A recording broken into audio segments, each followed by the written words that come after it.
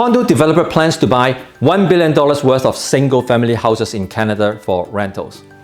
A Toronto condo developer is buying hundreds of detached houses in Ontario, with the plan of renting them and profiting on the housing crisis ripping across the country.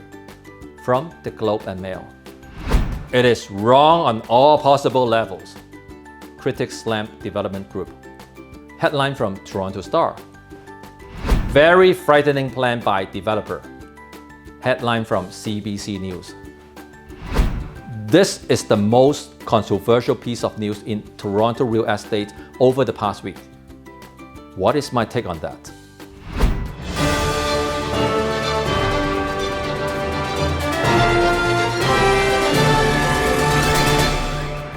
If you like this kind of videos where I comment on latest news headlines, make sure you subscribe and hit the bell so you're always on top of the market. So, instead of building the homes, the core development group is buying existing houses from the market. It is like McDonald's suddenly says, we don't bother flipping our own burger anymore. Here, we got your burgers from other restaurants. How should we interpret such an abnormal action from a developer? We can look at it from many different perspectives. The political perspective, the social responsibility perspective. Now, I'm not going to judge whether the action is right or wrong. I'm going to analyze it from a pure business perspective. Business is business. A successful business must be profitable. The biggest motivation for core development's decision to buy existing homes is obviously more profit for the company.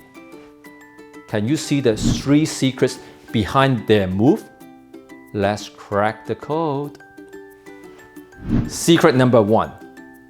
Cheaper, faster, better. You need to ask yourself the same question if you are running a business. Can you achieve the same result with a cheaper, faster, and a better way? Core development is doing exactly that. Building material costs are skyrocketing because of the global shortages. Labor costs are going up. You have to pay more to get people back to work when they can just sit at home and get paid by the government.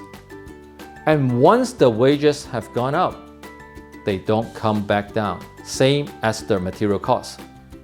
Development charges and levies on new developments have gone up significantly.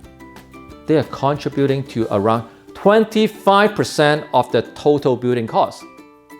And I can foresee those charges going up even more because our government would need more income to cover their unprecedented spending during the pandemic. So, if the costs are skyrocketing and the price of the end product is not going up at the same rate, that means the developer's profit margin is shrinking. And there is the time factor. It is a long process getting all the government's approvals and permits before you can even start building. Then it takes time to actually build. The developer must be at the point where they realize that it is cheaper and faster to buy existing homes instead of building them from scratch. With existing homes, you also get better location in already developed neighborhoods.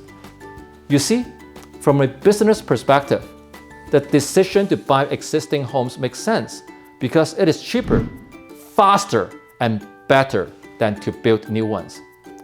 I think there's an important hidden message behind this developer's action.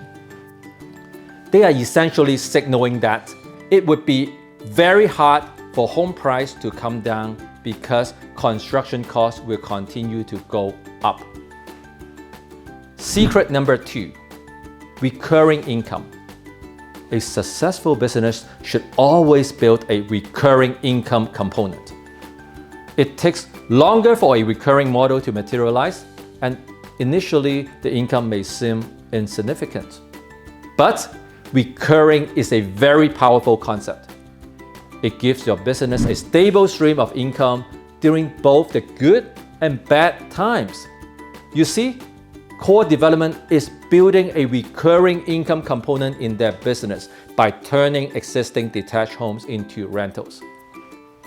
In fact, this corporate investment strategy is very common in the United States. But core development is the first one doing that in Canada. Obviously, they think that the rental demand in Ontario will be extremely strong in the coming years. Housing prices have become so high that more people will consider renting instead of owning. With the influx of new immigrants, they typically rent and settling down before they consider buying. Indeed, my team had a very hard time looking for a detached house rental in Markham. A Canadian family is returning here from Hong Kong and they want to settle down with a rental first. We kept hitting into multiple offers and bidding war situations. Yes, just for a house rental. I was shocked too. If core development is right about the rental demand outlook, and if the strategy is profitable, other corporate real estate investors will likely follow the same path. Secret number 3, growth. Growth is one of the most important aspects in a successful business. You always want your business to grow. Like I said, with the recurring model, it could take a long time for it to materialize, but once it matures, it could bring exponential growth to the business. Getting a stable stream of income is one thing, but I think core development is also looking at longer-term growth. That is the price appreciation. In the long run, most of the profit would likely come from the price appreciation. The action is in line with all the pandemic side effects that we talked about: money printing, inflation, global shortages, and all that. Besides, housing supply has always been an issue even before the pandemic. So, if more and more developers start to shift some funds from developing to buying existing homes, then we might face even tighter supply conditions. That being said, core development is planning to buy 4,000 units within 5 years. That's really only 0.1% of our yearly transactions. So the impact from the action itself is very small. But the signal that they are sending to both corporate and individual investors is very strong.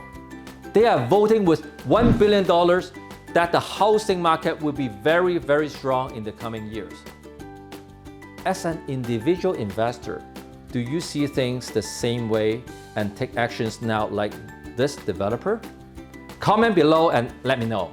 Subscribe and hit the bell so you are always on top of the market.